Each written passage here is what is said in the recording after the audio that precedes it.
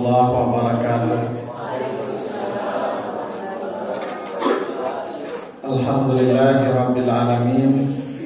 Assalatu wassalamu ala asrafil anbiya'i wal mursalin wa ala alihi wa ashabihi ajmain. Bapak, ibu-ibu, kaum muslimin, jamaah salat maghrib yang dimuliakan Allah, kembali kita bersyukur kepada Allah atas segala karunia-Nya. Salawat dan salam untuk Nabi kita Muhammad sallallahu alaihi wasallam. Bapak Ibu yang saya muliakan, malam ini kita akan bahas surat Al-Qiyamah, surat 75, mulai ayat 26 sampai ayat yang ke-36. Kalau nanti tidak selesai, kita lanjutkan di nanti subuh di ahad kelima ya.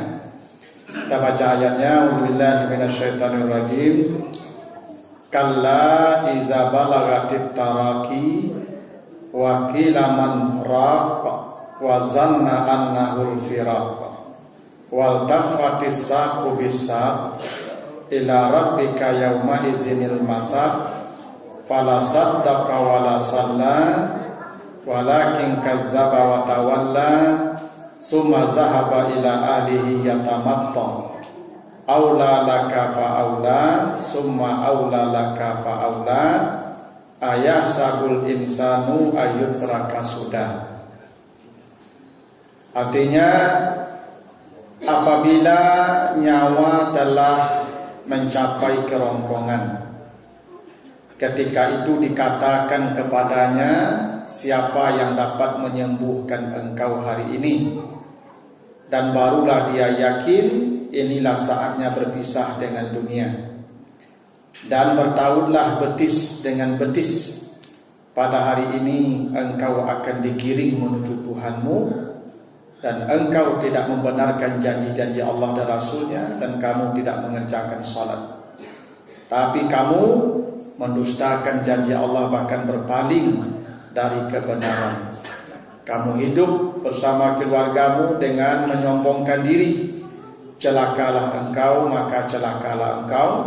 Kemudian celakalah engkau, maka celakalah engkau.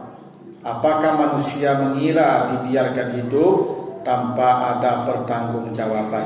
Nah, itu arti sederhananya Ibu ya, surat Al-Qiyamah ayat 26 sampai 36. Jadi ayat ini Ibu menjelaskan tentang satu proses namanya sakratul maut, dan apa yang terjadi saat kita sakratul maut itu, dan apa amal yang bisa menyelamatkan kita pada masa yang sulit itu. Ini lengkap pembicaraannya di ayat ini. Kita mulai ayat 26 dulu. Kata Allah begini: apabila nyawa telah mencapai kerongkongan. Maksudnya nanti ya ada fase itu kita menghadapi proses ya tarikan ruh kita, sakratul maut, dan itu nyawa kita akan mencapai kerongkongan kita, dan di batas kerongkongan itulah pintu taubat akan ditutup oleh Allah. Sebelum nyawa ke kerongkongan, sebanyak apapun dosa kita itu diterima taubat kita. Tapi kalau sudah sampai di sini, itu pintu taubat ditutup oleh Allah. Kata Nabi begitu. Semua dosa hamba akan diampuni Allah selama nyawanya belum mencapai kerongkongan. Nah, kata taraki ini Bapak Ibu, di terjemahannya diartikan dengan kerongkongan. Tapi sebenarnya kerongkongan itu bukan taraki ya, bahasa Arabnya. Kalau kerongkongan itu bahasa Arabnya halkum atau hulkum atau halak. Ya, jadi kerongkongan itu bisa disebut halak atau hulkum. Ya, makanya di surat di surat Al-Waqiah ya. Ya, falaula iza balagatil hulkum, ada hulkum di situ ya, kerongkongan. Nah, taraki ini dari kata raqa. Raqa itu artinya naik. Jadi sesuatu yang naik itu bahasa Arabnya raqa. Makanya menaikkan jin itu bahasa Arabnya ruqyah. Jadi meruqyah itu artinya menaikkan jin. Jin itu udah masuk ke kita. Dia jin itu tempatnya tinggi itu di langit. Tapi dia turun, lalu dia bertempat ke tubuh manusia. Nah, diangkat kembali ke tempatnya yang tinggi itu. Mengangkat jin itu bahasa Arabnya ruqyah. Ya, jadi meruqyah jin itu mengangkat jin kembali.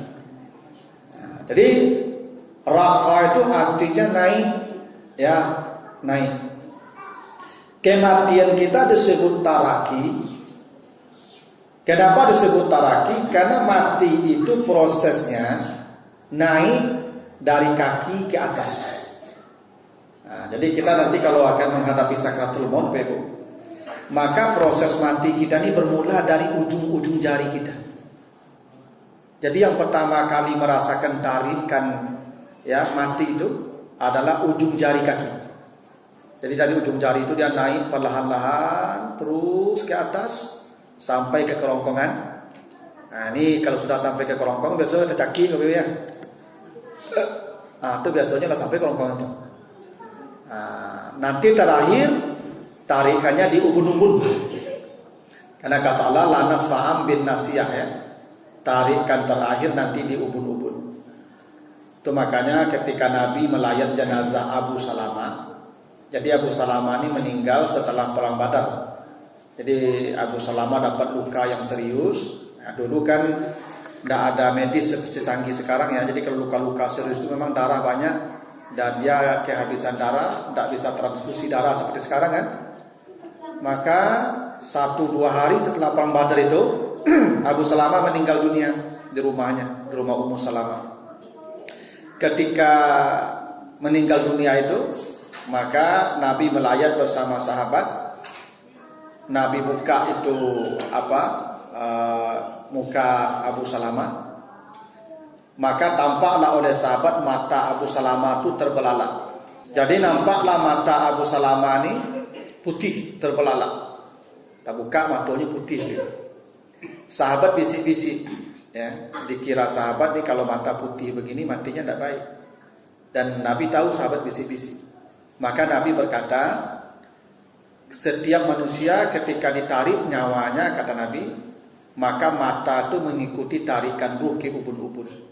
Itu kenapa mata itu terbalik dan memutih.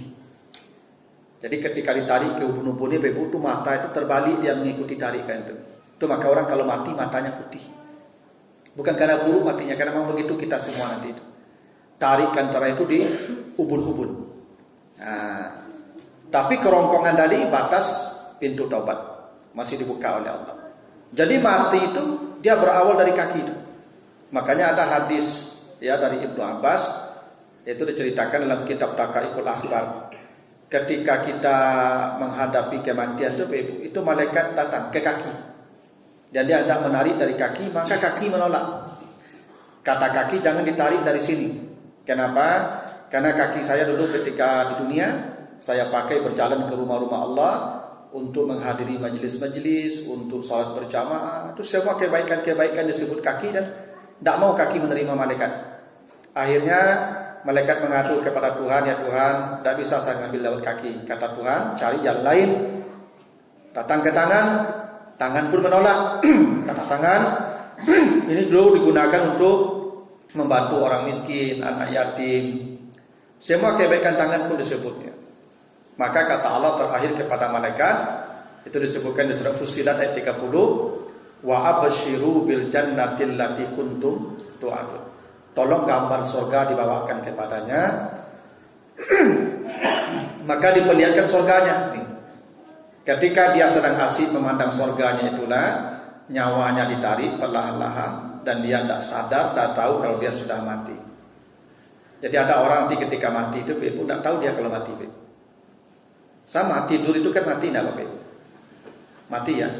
Makanya Bapak Ibu kan doanya begitu tuh, bismika Allahumma ahya wa bismika. Bapak Ibu tahu tidak tidur? Tidak. Kapan tahu tidur? Setelah bangun.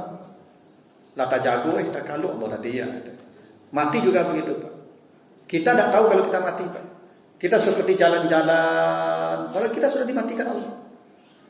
Nanti baca di Al-Baqarah 259. Uzair itu dimatikan 100 tahun. Ya dia duduk di batang dia bersandar di sebuah pohon. Lalu dia bertanya dalam hatinya, bagaimana cara Allah menghidupkan yang mati nanti? Maka dimatikan Allah. Fa'amatahullah mi'ata am, dimatikan 100 tahun. Setelah mati hancur tulang belulangnya, dihidupkan kembali. Setelah dibangunkan, ditanya, kam labista, berapa lama engkau di sini? Jawaban Uzair apa? Sehari atau setengah hari. Padahal dia sudah 100 tahun kata mereka. Nah, ini buktinya kalau kita mati, kita tidak tahu kalau kita sudah mati. Kita seperti biasa aja jalan-jalan gitu. Jadi Bapak Ibu tidak usah takut. Tidak usah takut. Ya, memang mati itu jalan-jalan biasa aja, jalan-jalan saja. Ya, seperti kita tidur aja biasa. Ya, itu Bapak Ibu takut itu karena belum mencoba aja. Kalau sudah dicoba nanti tidak mengerikan. Ya. Tidak mengerikan mati itu. Dan Allah sebut begitu. Ya, ada orang yang beriman kata Allah, innal ladzina qalu rabbunallah, orang yang beriman kepada Allah, summastaqamu, lalu mereka istiqamah dalam kebaikan, tatanazzalu alaihimul malaika, para malaikat turun saat kematiannya itu. Untuk apa? Menghibur dia. Allah takhafu wa la tahzanu wa abshiru bil jannati allati kuntum tu'adun. Diperlihatkan surga kepadanya. Makanya kita nanti masuk surga Bapak Ibu, tidak bertanya ke malaikat kamar nomor berapa, lantai berapa. Ketika kita akan mati itu sudah diperlihatkan lengkap tempat tidurnya, pintunya, nomornya, halamannya, bidadarinya, semua lengkap. Jadi kita nanti kiamat selesai, kita tinggal langsung saja ke surga yang sudah dipertontonkan kepada kita. Itu begitu kata Allah surah Fussilat ayat 30 itu. Ya syaratnya Bapak Ibu beriman, satu sudah. Yang kedua istiqamah. Istiqamahnya berat nih. Ibu melakukan amal, yang amal itu tidak putus-putus. Ambil satu saja tapi tidak putus. Amal bersedekah Ustaz, tiap hari 2.000, tapi yang putih-putih ya. Pokoknya setiap hari 2.000, setiap hari 2.000 sampai mati. Nanti rasakanlah mati Bapak Ibu, kalau tidak percaya. Nikmat. Ya. Ambo tahajud Ustaz tiap malam ah. Tak boleh putih dah. Ambo baca Quran Ustaz 10 ayat tiap hari, 10 ayat tiap hari ya. Tak boleh putih. Yang berat itu istiqamahnya. Yang dijamin Allah tu orang beriman dan istiqamah dalam satu amal. Bukan beramal, bukan dia istiqamah beramal dalam satu kebaikan. Nah, istiqamah itu yang membuat matinya begitu nikmat. Jadi inti hadis tadi, malaikat maut itu datang ke kaki. Itu artinya kematian itu bermula dari kaki kita. Itu makanya Bapak Ibu, ya biasanya orang kalau sudah menghadapi sakaratul maut, ya tanda-tandanya itu kakinya dingin, ya dingin kaki itu lali, tidak ada detak jantung nadinya itu lain. Nah, itulah tanda sakarat. Rasuklah kaki ibu loh, kalau layangi aduh lain. Kalau lah dingin kaki ibu itu telah mulai proses itu. Ya saya beberapa kali melepas orang yang mati itu ya sakaratul maut. Memang betul kakinya dingin. Kaki itu tidak bergerak lagi, sudah kaku, sudah lali kaki kalau bahasa kita. Ya, itu tanda sakaratul maut. Nah, tapi Bapak Ibu besok kalau ada keluarga dingin kakinya kan jadi sawi lagi. Kalau dingin ada kelamuang ya. Kecame ya. Jadi mati itu kenapa disebut taraki? Ya, kata Allah iza balagatit taraki. Kenapa proses mati disebut taraki? Karena mati itu prosesnya naik dari kaki terus berangsur-angsur sampai ke pinggang, sampai ke dada, naik ke kerongkongan. Nah, ke kerongkong ini pintu tobat ditutup. Makanya Fir'aun menjelang mati dia bertobat, dia beriman. Ya, nanti baca di surah Yunus ayat 90 itu. Fir'aun itu beriman tuh, Ibu. Menjelang dia mati dia beriman. Ya, amantu annahu la ilaha illa allazi amanat bihi banu Israil. Dia beriman tuh. Ya. Cuman imannya, taubatnya Firaun ditutup, tidak diterima oleh Allah. Kenapa? Nyawanya sudah ke kerongkongan. Maka tidak diterima lagi taubatnya. Andai dia bertobat sebelum masuk ke laut tadi, terima. Tapi dia sudah ditenggelamkan. Nyawanya sudah sampai ke kerongkongan, dia mau bertobat, maka ditolak taubatnya. Nah, itu maksud taraki dia. Jadi proses mati itu perlahan-lahan dari kaki naik ke atas. Begitu nanti hidup Ibu. Dan kita tahu kalau kita akan mati itu. Karena proses itu kita rasakan sendiri. Ya, dari kaki itu nanti terasa itu tarikannya perlahan-lahan itu. Ya. Lalu ketika sakaratul maut itu mulai berlangsung, cabutan pertama itu, ketika dicabut pertama itu, wakila man raqa. Itu malaikat bertanya kepada orang yang dicabut itu. Dia sudah dicabut nih, udah mulai proses pencabutan. Apa kata malaikat? ada tak dokter yang bisa menyembuhkan kau hari ini? Nah, ini pertanyaan malaikat nih Pak. Kita ini semua akan ditanya begitu oleh malaikat. Ada tak dokter yang bisa menyembuhkan kau hari ini? Artinya tak ada lagi. Ya, kalau sudah mulai sakratul maut itu berlangsung, dokter tak ada manfaatnya, obat tak ada gunanya, medis tak akan ada lagi gunanya. Tutup, selesai. Maka ketika sakratul maut itu dokter tak bisa lagi berbuat apa-apa. Makanya saya sering mengatakan ke jamaah saya, Bapak Ibu, andai nanti Bapak Ibu dibawa ke ICU misalnya, tolong jangan biarkan dia mati sendiri. Ya. Tolong ditemani dia di ruangan ICU sampai nafas terakhirnya hilang. Bagaimana caranya? Tuntunan Nabi jelas. Pertama, ketika orang menghadapi sakratul maut itu kata Nabi, lakinu mautakum la ilaha illallah. Tuntun lidahnya mengucapkan la ilaha illallah. Karena dokter tak akan ada gunanya lagi. Dibentuk pun tim dokter yang paling hebat, tak akan bisa menyelesaikan itu. Selesai, dia sudah mau mati. Makanya kalau dibawa ke ICU itu, dokter berkata, Pak, kita bawa ke ICU ya. Dan Bapak, Ibu, perbanyaklah berdoa. Tak begitu kata dokter? Iya Pak. Karena dalam ilmu medis itu, kalau kesadaran orang sudah di bawah sekian, itu tanda dia pasti mati. Dokter tahu itu orang itu akan mati itu. Cuma SOP-nya begitu, dibawa ke ICU. Saya pernah ke ICU itu, Ibu. Ada kawan bapaknya sakratul maut, saya minta ke dokter di rumah sakit itu, dokter, bisa tidak saya menemani ke dalam? Kata dokter, boleh, sebelum keluaran itu boleh. Maka saya masuk ke dalam, saya tuntun dengan baca la ilaha illallah, saya bacakan Quran. Dan tidak ada apa-apa dilakukan dokter di ruang ICU itu, kecuali pasang alat-alat, pasang ini.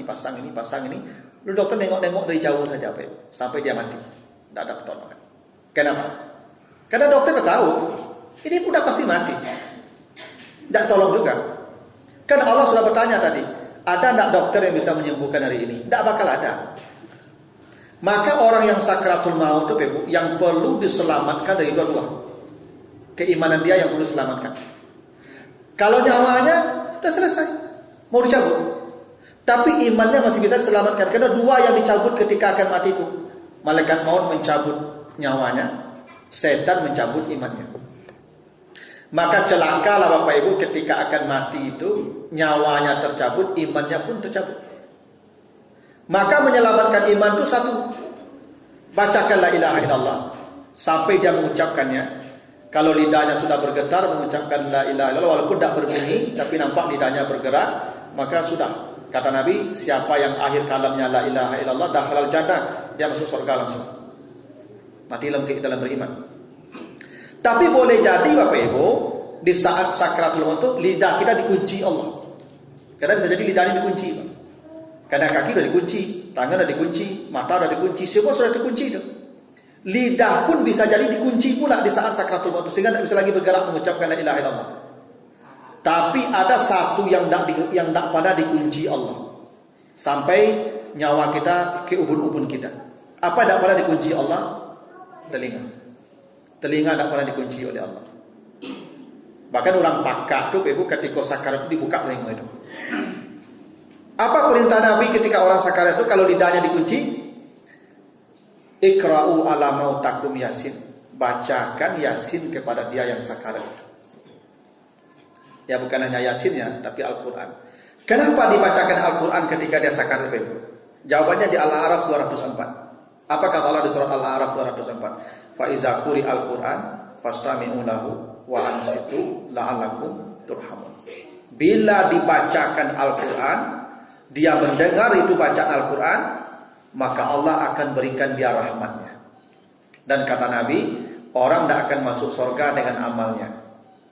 Tidak ada orang masuk surga dengan amalnya, kecuali yang membawa dia masuk surga itu rahmat Allah. Dan rahmat Allah tadi di mana? Ketika telinganya mendengarkan bacaan Al-Quran. Kalau ada orang sakratul maut, kita bacakan dia Al-Quran sampai nafas terakhirnya, maka dia dianggap mati dalam rahmat Allah. Artinya dia mati, surga menanti dia. Tidak hebat Bapak ya? Ini hebatnya bantuan kita kepada orang yang sakratul maut. Dan Ini pentingnya kita punya anak-anak yang saleh. Dia tahu apa yang harus dia lakukan ketika bapaknya menghadapi sakratul maut. Ketika bapak ibunya sakratul maut, bukan tangisan yang dibutuhkan bapak ibunya. Bukan. Bukan pelukan, bukan. Yang dibutuhkannya selamatkan iman dia.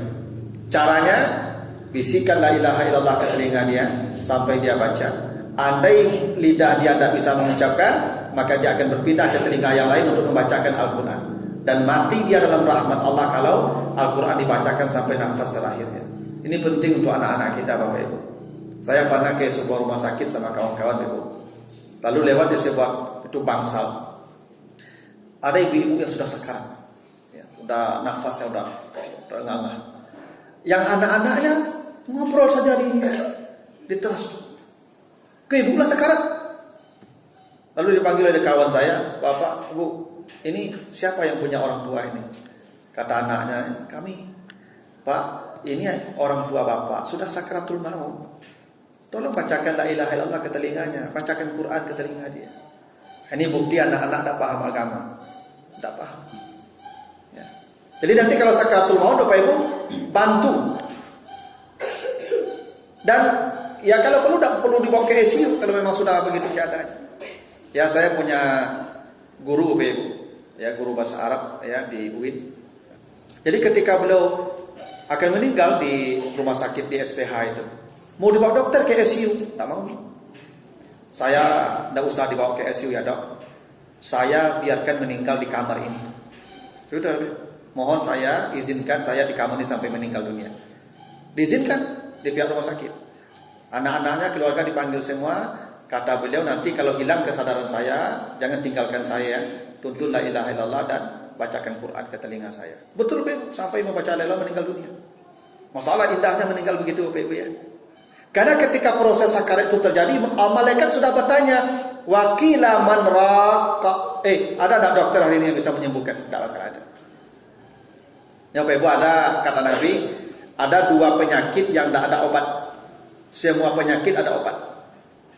Tidak ada penyakit kecuali ada obatnya. Yang tak ada obat dua saja kata Nabi. Satu al-haram, dua al-maut, mati.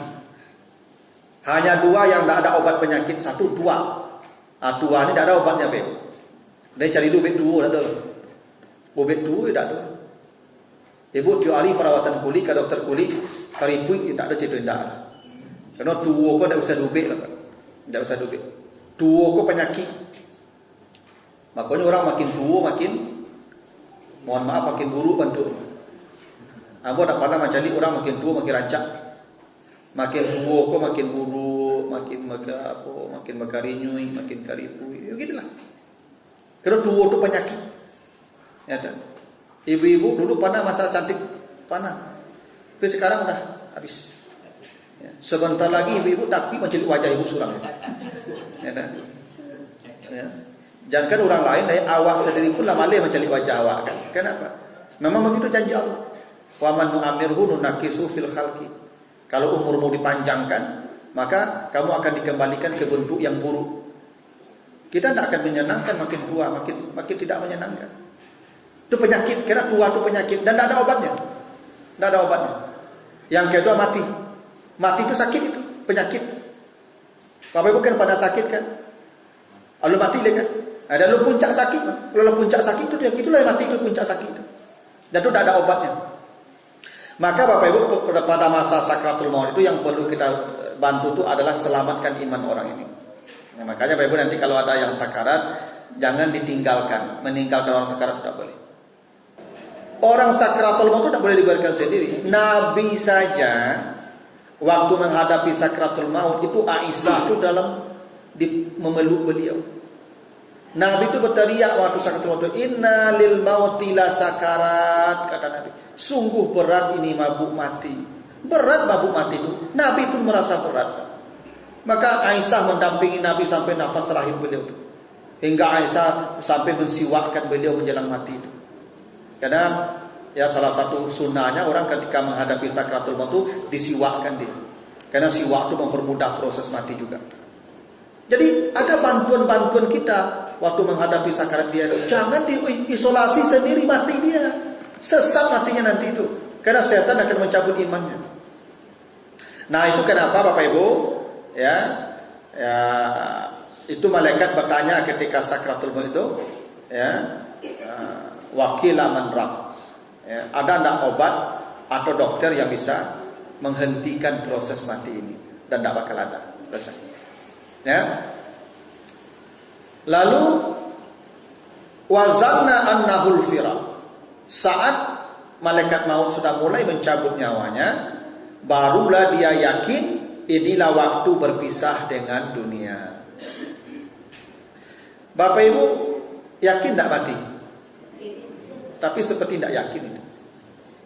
Kenapa? Karena ibadahnya biasa-biasa aja.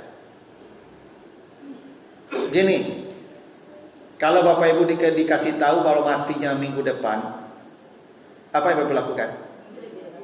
Nah, saya yakin tidak akan keluar masjid lagi.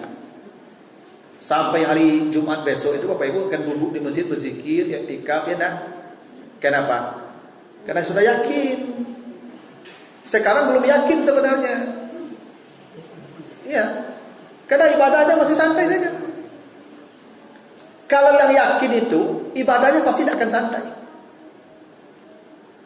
Gini. Karena memang begini Ibu, keyakinan tentang mati itu berbanding lurus dengan kualitas ibadah. Itu kenapa siapa yang khusyuk salat di Al-Baqarah 4546, wasta'inu bis-sabri was-salah wa innaha lakabiratun illa 'alal khashiin. Salat itu berat kecuali dia menjadi ringan kalau orang itu khusyuk. Ya. Siapa yang bisa khusyuk salat kata Allah? Allazina yazunnuna annahum mulaqu rabbihim wa annahum ilaihi raji'un. Mereka adalah orang-orang yang meyakini setelah salatnya langsung kembali menghadap Tuhannya. Orang itu bisa khusyuk salat kata Allah kalau setiap salat dia meyakini salat terakhir. Artinya begitu assalamualaikum dia mati. Kalau dia masih yakin nanti isya salat, subuh salat, nanti seminggu lagi masih salat, salatnya tidak akan pernah khusyuk. Kapan orang khusyuk salatnya kata Allah? Kalau dia yakin setelah salat itu mati. Apa maknanya itu? Semakin kita merasa dekat dengan mati kita, ibadah kita semakin bermutu. Ya sama juga Bapak Ibu, kalau tidak usahlah dikasih tahu pada Bapak Ibu kapan matinya. Ibu kalau nampak malaikat maut di balik pagar cikuk-cikuk ke rumah, Abah yakin ibu ambil sajadah langsung. Nah, ambil tasbih langsung. Belum dikasih tahu matinya, cuma malaikat maut nampak ikut-ikut cikuk-cikuknya. Itu artinya semakin yakin kita dengan mati kita, semakin bagus ibadah kita. Maka ibadah kita yang santai-santai tidak mati, kita belum yakin sepenuhnya mati. Walaupun kita percaya mati. Nah, ketika sudah mulai proses sakarat itulah keyakinan kita 100%. Karena begini Ibu, pengetahuan kita ini ada 3 tingkatnya. Ada namanya ilmu yakin, ada namanya ainul yakin, ada namanya haqqul yakin. Saya yakin Ka'bah itu ada, walaupun saya belum pernah melihat Ka'bah, tapi saya tidak akan pernah bisa diubah keyakinan tentang Ka'bah. Pasti ada. Kalau ya begitu keadaannya, maka saya ilmu yakin namanya. Yakin. Walaupun saya belum melihatnya. Tapi kalau diperlihatkan gambarnya, videonya ke saya tentang itu namanya ainul yakin. Sudah saya lihat dengan mata saya. Dan kalau sudah saya datang ke sana, saya pegang Ka'bah itu namanya haqqul yakin. Kematian juga begitu. Semua kita sekarang yakin mati. Namanya ilmu yakin. Nanti ada masanya malaikat maut datang menemui ibu. Datang dia dan nampak malaikat maut datang. Itu namanya ainul yakin. Ayo. Lah nyelo di malaikat itu, lah mulai tarikan pertama itu baru haqqul yakin. Ini haqqul yakin. Wa zanna annahul firaq. Di saat ditarik nyawanya itulah dia baru yakin, seyakin-yakinnya dia akan berpisah dari dunia. Jadi Bapak Ibu, memang keyakinan kita tuh baru pas tentang mati ini kalau sudah dirasakan mati itu sendiri. Kalau dalam rasul cabutnya, ayo yakin mati itu. Ya nah. Jadi memang begitulah Ibu ya. Orang kalau merasa matinya dekat, ibadahnya akan berkualitas. Makanya kan Nabi ya mengingatkan kita begitu ya. Bila kau berada di pagi hari, ya wala tantaziri al-masa, jangan kau tunggu beribadahnya di malam hari. Karena belum tentu sore hari kau melihat matahari terbenam. Bila kau berada di sore hari, fala tantaziri safa, jangan tunggu berbuat baik di pagi hari. Belum tentu engkau bangun menjelang fajar terbit. Makanya kita ini hidup Bapak Ibu paling lama 12 jam. Jangan pernah Bapak Ibu merasa hidup kita lebih dari 12 jam.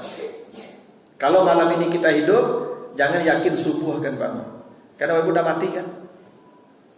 Ya, dan banyak orang yang tidak sempat beribadah berikutnya. Ya, saya punya kawan Bapak Ibu sedang jadi imam salat Isya.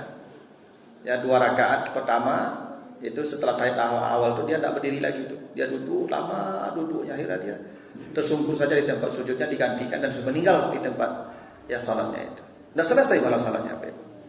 Tidak ada yang bisa memastikan kita akan hidup nanti pagi Ibu. Makanya keyakinan tentang mati ini menjadi penting agar ibadah kita menjadi maksimal. Nah, tapi kematian itu baru kita yakini 100% ketika tarikan pertama sudah berlangsung. Nanti Bapak Ibu akan rasakan seperti apa tarikan pertama itu ya. Ya, tapi ya kematian itu kan 2 jenisnya ya, karena malaikat yang nyabut juga 2 kan.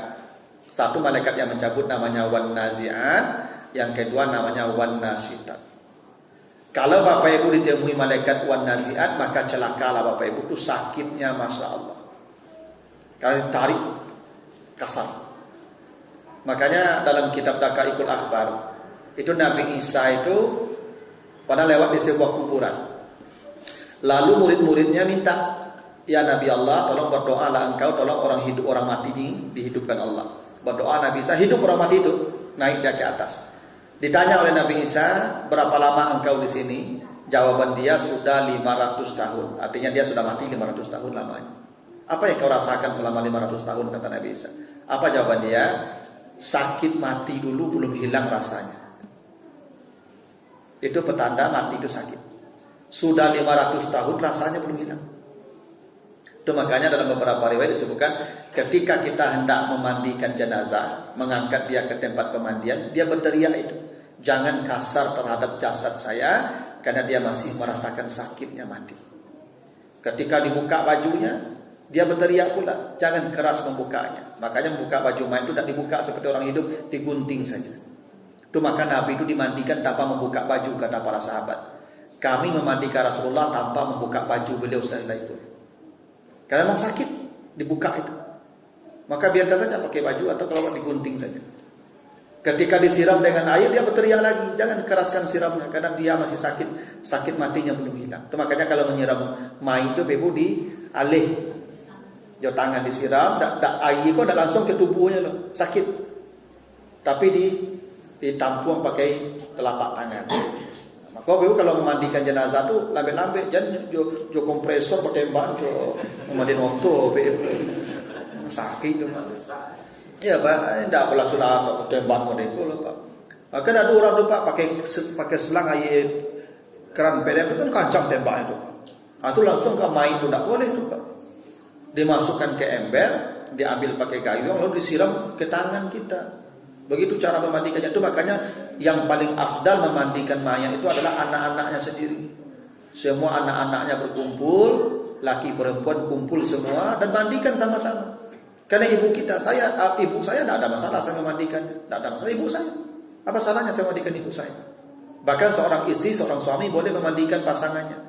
Nabi pernah berkata ke Aisyah, andai engkau mati lebih dulu dari saya, kata Nabi, saya akan memandikan engkau. Tapi Nabi meninggal lebih dulu dari Aisyah. Dan Ali bin Abi Thalib ketika Fatimah meninggal, Ali memandikan dia sama anak-anaknya. Jadi boleh istri memandikan suami, suami memandikan istri. Ustaz tidak batal wudu, Ustaz tidak ada urusan wudu. Jenazah itu tidak perlu diwudukan, yang wajib mandi. Yang wajib mandi, wudu tidak perlu. Karena begitu dimandikan dia sudah selesai suci dia. Ya, istri tidak ada masalah, mau pegang suami itu yang sudah dimandikan apa salahnya? Ya kalaupun batal wudunya apa masalahnya? Kan dia tidak kesemayang kan wajib. Ya, kan? Mau sembahyang main itu? Enggak ada masalah. Maka yang paling afdal memandikan itu adalah anak-anaknya. Karena anak-anaknya memandikan dengan kasih sayang tadi itu. Ya, dengan kelemah lembutan. Biasanya kalau kita memandikan ibu bapak kita tuh biasanya ya tuh dengan teringat tuh masa-masa kita kecil dulu. Ya, pas menggosok tangannya, jari-jarinya kita bersihkan. Ingat tuh. Ya, membersihkan kotoran dia. Ingat waktu kita masa kanak-kanak dulu dibersihkannya semua. Itu membekas di hati kita tuh. Itu makanya nanti pesankan ke anak-anak kita tuh. Nanti kalau saya yang meninggal, kalian yang memandikan sama-sama. Begitu, Bim. Ya, supaya tampak rahmatnya ketika jasadnya dimandikan itu. Karena sakit, mati itu sakit, betul sakit. Apalagi kalau matinya dalam proses yang mengerikan. Ada mati yang mengerikan, ada. Nanti Bapak Ibu baca di surat Al-Anfal 50 kan. Walau tara iz yatawaffal ladzina kafaru al malaikatu yadribuna wujuhahum wa adbarahum. Orang-orang kafir kalau mati, kata Allah, orang-orang yang engkar, durhaka, kafir kalau mati, itu para malaikat menampar-nampar wajahnya. Jadi kalau mati orang itu, kata Allah malaikat menampar-namparnya. Sakit itu ditampar malaikat itu. Ya, jadi kira ringan tamparan malaikat itu keras. Nah, tapi kalau yang nasib yang datang, bahagialah kita. Kenapa? Kita pun tidak merasa kalau kita mati. Itu yang disebut ya apa tadi di surah Al-Fussilat tadi ayat 30 tadi, orang yang ketika mati diperlihatkan surga kepadanya. Jadi mati itu sebenarnya tergantung persiapan Bapak Ibu saja. Karena malaikat yang datang mencabut nyawa kita itu namanya delivery, orderan. Bapak Ibu tinggal pesan siapa, dia akan datang sesuai pesanan. Pesan yang kasar datang. Pesan yang lembut datang. Percayalah Bapak Ibu nanti itu. Ya, tergantung pesanan yang mana nih. Makanya istri Fir'aun dapat malaikat yang lembut kan. Istri Fir'aun itu Ibu, ya, tidak merasa dia mati itu. Padahal dia mati disiksa itu, sampai dihimpit dengan batu besar. Sampai mati. Tapi dia tidak merasa sakit. Kenapa? Menjelang mati itu datang malaikat memperlihatkan surganya. Dan itu disebutkan Allah di surat At-Tahrim ayat yang ke-11. Kenapa bisa istri Fir'aun itu menikmati mati? Karena amalnya hebat. Apa amal istri Fir'aun itu? Dia bisa bertahan punya suami Fir'aun, tidak minta cerai. Jadi Fir'aun itu ya kan kasar, lapaknya, disipaknya, dipijaknya setiap hari itu. Tapi istri Fir'aun itu tidak pernah melawan. Tak pernah melawan, tak pernah menuntut cerai, ya, tak pernah update status. Sebagai ibu kalau bercakap je suami kena update status, kejam, tak kusangka. Sehingga tahu orang sehari-hari kalau saya bercakap je suaminya. Istri Fir'aun itu tak pernah update status ibu. Memang ketika itu WA tak ada loh. Ya cuman dia sabar saja. Ya ketika dikasari suaminya, disiksa suaminya, dia hanya berdoa saja. Apa doanya? Rabbi binini indaka baitan fil jannah. Ya Allah, bangunkanlah saya istana di surga ya Allah. Itu doa untuk supaya mati mudah. Begitu Bapak Ibu akan mati, diperlihatkan itu yang diminta. Ini surga yang kau minta ini. Jadi Ibu kalau ingin matinya mudah ya begitu. Asalkan seringnya dia apa baca doa tu capek. Rabbi binina indaka baitan fil jannah. Ya Allah, bangunkanlah saya istana di surga ya Allah. Besoknya seringnya cara dapat baca doa dia. Ya Allah, bangunkan istana di surga ya Allah. Itu. At-Tahrim Sabale. Buat rajin-rajin lah baca doa. Ya. Pokoknya asalkan merah dapat baca doa. Kau ibu-ibu dan penjawit itu mati payah. Ya. Yang mana nak ibu loka ibu-ibu dan penjawit itu nanti mati payah. Tak percaya cubalah. Rajin lagi orang penjawit. Tak payah mati bisa. Nah, cai ibu antuk saya. Ibu antuk. Baca doa tadi. Nah, tapi antuk tu bisa jadi melawan ibu. Kalau tanya Pak antuk saya bu dan mandi yang menjawit itu kepayah mati dia ikut. Itu melawan namanya. Dia nak menjawab, dia nak menjawab itu melawan tentunya, ya kan? Sama aja tu payah mati sudah. Jadi mati itu bisa mudah, bisa payah, tergantung pesanan saja, gitu. Itu ibu belajar itu dari istri Fir'aun itu, yang matinya begitu nikmat. Padahal dia menderita sekali. Proses matinya secara fisik menderita, tapi yang dia rasakan kenikmatan. Nah, kenapa? Karena dia punya amal hebat. Amal ibu yang paling hebat itu adalah bersabar dengan suami ibu. Itulah amal ibu yang paling hebat. Apalagi ibu-ibu kalau apa-apa dah mulai tua-tua, pokoknya kadang banyak yang menjengkelkan awak perangainya kadang-kadang. Tapi ibu bisa bertahan, ibu sabar. Ibu patuh, ibu tak melawan-lawan tak. Tak kelamu itu mati ibu tanam, saya. Ya. Tapi apa-apa jangan jadi lo ceramah kok menjawab, kok mati payah kau. Asal menjawab ibu kena ancam tadi kan, agak payah itu, gitu ya. Ya, memang begitulah. Ya tergantung amal kita. Memang bersabar itu tak mudah, betul.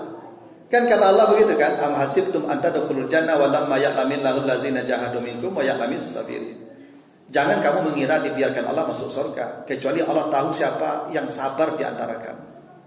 Itu kesabaran itu yang menjadi, ya mati menjadi nikmat. Makanya istri Firaun mencontohkan mati yang nikmat itu diperoleh. Karena dia minta surga waktu dia hidup, ketika dia disakiti dia minta surga. Ya Allah, bangunkan saya istana di surga. Jadi itu rahasia mati muda ibu ya. Tapi istiqamah ibu kan janjinya istiqamah. Ibu mulai hari gua, ibu istiqamah nak menjawab-jawab. Pokoknya ibu istiqamah nak kamu jawab-jawab amore. Tapi kok sempat abi itu sabar den mah ada dah itu. Hilang itu dah. Ini tak boleh habis sabar ibu. Ya. Ini harus istiqamah. Kan bisa jadi ibu gini. Tahajud itu amal aktif namanya. Baca Quran itu amal aktif namanya. Sedekah itu amal aktif namanya. Tapi ada amal juga tapi pasif. Dia amal juga tapi amalnya pasif, tak tampak. Apa itu? Menahan diri. Menahan diri itu amal itu. Sabar itu amal itu. Dan itu pahalanya besar. Dan itu jalan mati mudah juga. Ada orang mati mudah kena rajin baca Quran istiqamah. Ada orang mati mudah kena tahajud istiqamah. Tapi ada orang mati mudah nikmat matinya karena istiqamah menahan diri. Istiqamah juga. Karena sahabat itu amalnya lebih banyak lagi daripada nilai pada tahajud. Innama yuwaffas sabiruna ajrahum bighairi hisab. Begitu kata Allah ya di surat Az-Zumar 10 ya. Justru sahabat itu adalah amal yang tanpa hisab pahalanya. Gitu. Nah, jadi ya ini proses mati yang akan kita lewati ya. Ketika dicabut pertama itulah baru kita yakin seyakin-yakinnya kalau kita akan berpisah dengan dunia ini. Nah begitulah dulu Bapak Ibu ya. Mudah-mudahan ada manfaatnya. Lebih kurang mohon maaf. Subhanakallahumma wa bihamdika asyhadu an la ilaha illa anta astaghfiruka wa atubu ilaika. Wassalamualaikum warahmatullahi wabarakatuh.